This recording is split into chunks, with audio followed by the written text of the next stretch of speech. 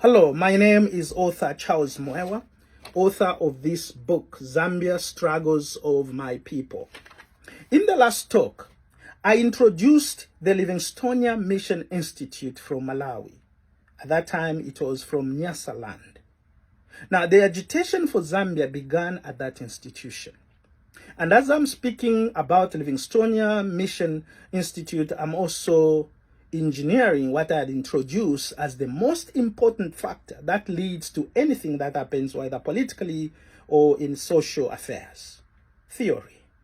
The theory for the begin to idealize a free country, a free Northern Rhodesia, started at the Livingstonia Mission Society. Let me give you another quote. The institution, or the Livingstonia Mission Institute, the institute provided an intellectual ferment which awakened the Africans' imagination to the concept of progress and gave the Africans a new role and sense of authority, for example, to be able to exert themselves as a people. Now, this Livingstonia Mission Institute was sort of a freelance in ideation, in forming ideologies. The Africans began to sense that it was possible. Remember, in my previous talks, I'd introduced the cataclysmic event that brought this awakening that was forming into Africans slow by slow from theory. That was the 1939-1945 Second World War. But at the beginning of the century, the beginning of the 20th century, Africans were only empowered in some small sense by the theory that they got from joining these missions. Now, between 1902 and 1912, there were two isolated developments at the institution, at the Livingstonia Mission Institute, that would permanently awaken the consciences of future Zambian leaders.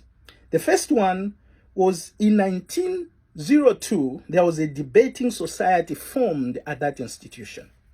All my life, I have prided in debate. One of the elements that I find very germane to my own profession is debate. The ability to present a case with evidence and idealize a conclusion and give element to verdict. In 1902, at the Institute, there was formed a debating club. Now, as the Africans started to debate issues, they started to formalize hypotheses for the future of Africa.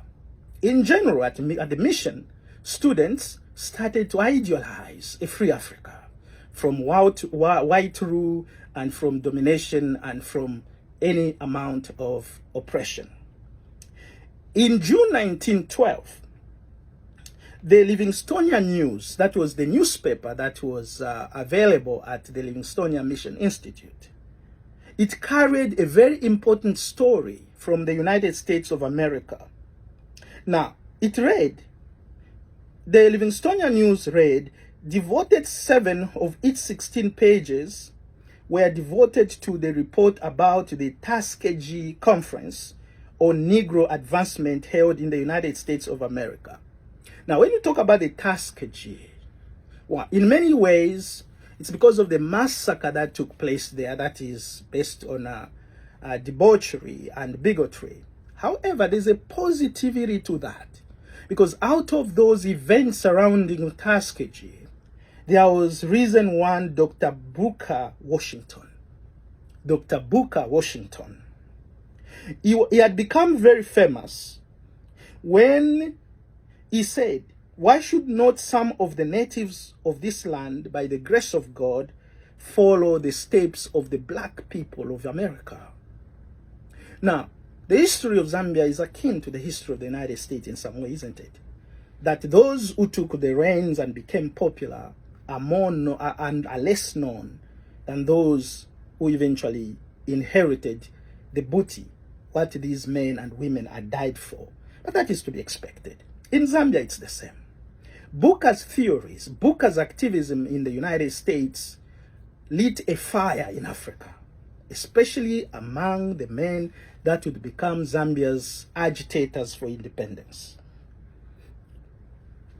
Now, when that happened in Livingstone Mission Institute, then the charge was seriously carried by other students who were at Mwenzo Mission. Now, the students at Mwenzo Mission, I had mentioned Mwenzo Mission in my last discussions. You can visit the last episodes. The students at Mwenzo Mission in northern Rhodesia, this one was now transferred into Zambia. Activisms, thought enlargement and expansion had started in Malawi. Then students in Zambia carried the baton. They took the torch at Mwenzo Mission. Now, among these, and I mention them without any regrets, because I believe that in the study of African or Zambian history, we must put emphasis on the activities of these men.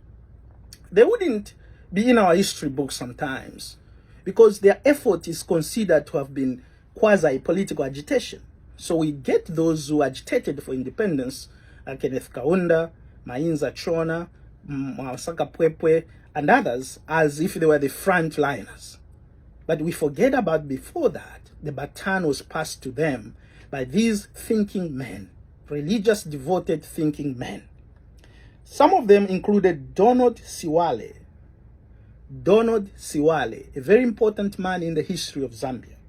Levi Mumba, a very important person in the history of Zambia.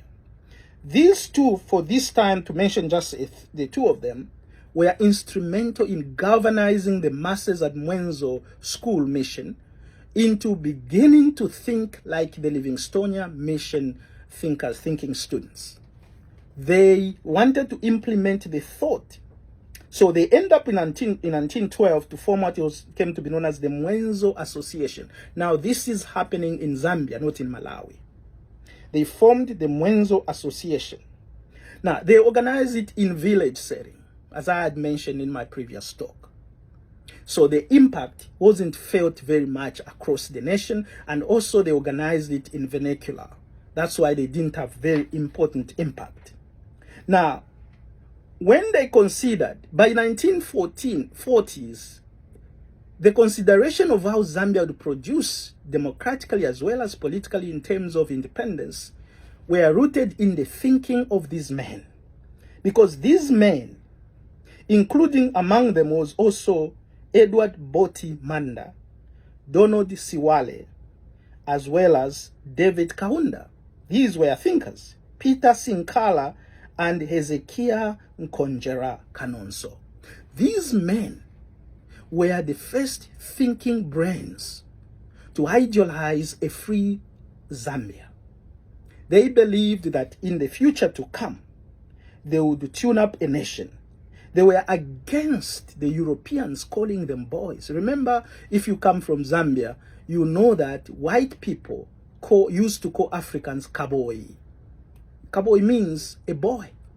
These men said no.